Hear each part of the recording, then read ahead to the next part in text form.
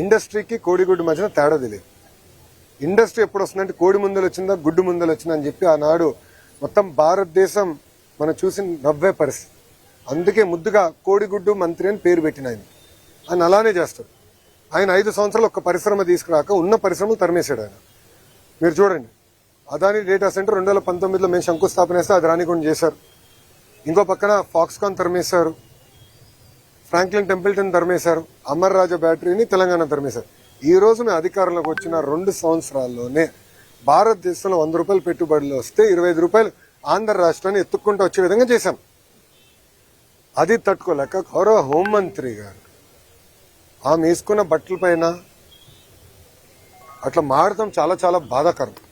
అంటే ఇక్కడి నుంచి అక్కడ నడిస్తే 1 కేజీ బరువు తగ్గుతారని ఎగతాళి చేస్తాం చాలా చాలా బాధాకరం. నాకు బాధ ఏంటంటే మొన్న ఒకరు చెప్పారు, జగన్మోహన్ రెడ్డి అంట గుడివాడ అమ్మర్కి ఫోన్ చేసి చాలా అద్భుతంగా చేసామని చెప్పాడంట. అంటే ఎక్కడ పోతున్నారండి వీళ్ళు?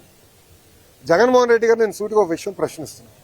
ఇదే విధంగా మేము భారతిరెడ్డి గారి గురించి మాట్లాడినా, మీకున్న 2 కూతుర్ల గురించి మేము ఇదే విధంగా మాట్లాడితే మీరు ఇట్లనే మాకు ఫోన్ చేసి సభాష్ బాగా మాట్లాడని చెప్తారా?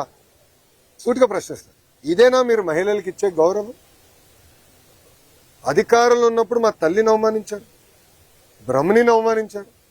మేము తిరిగి అధికారంలోకి వచ్చిన తర్వాత మా కార్యకర్త పొరపాటున భారతిరెడ్డి గారి గురించి ఒక మాట అంటే సోషల్ మీడియాలో పోస్ట్ చేస్తే అతను క్షమాపణ చెప్తామే కాదు, అతన్ని జ్యుడిషియల్ రిమాండ్కి పంపించిన ఘనత కూటమి ప్రభుత్వం.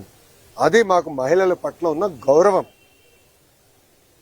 ఇప్పుడు ఒక రౌడీ షీటర్కి, ఒక ఫ్యాక్షన్కి, ఒక గొడ్డలి పార్టీలో ఉన్న గొడ్డలి బ్యాచ్కి మహిళల్ని గౌరవిస్తానే తెలియదు. అందుకే చెప్పా, జగన్ పేరులో జీ అనేది ఉంది కదే, గొడ్డలి సొంత బాబాయిని లేపేశాడు. ఇట్లా వాళ్ళు ప్రజలను అవమానించే పరిస్థితి వాళ్ళది. ప్రజల పక్షాన్ని నిలబడి మహిళల గౌరవం నిలబెట్టే సంస్కృతి మాది. థ్యాంక్ యూ మా. మీడియా మిత్రులకు ప్రశ్న అడగాలనుకుంటున్నాను.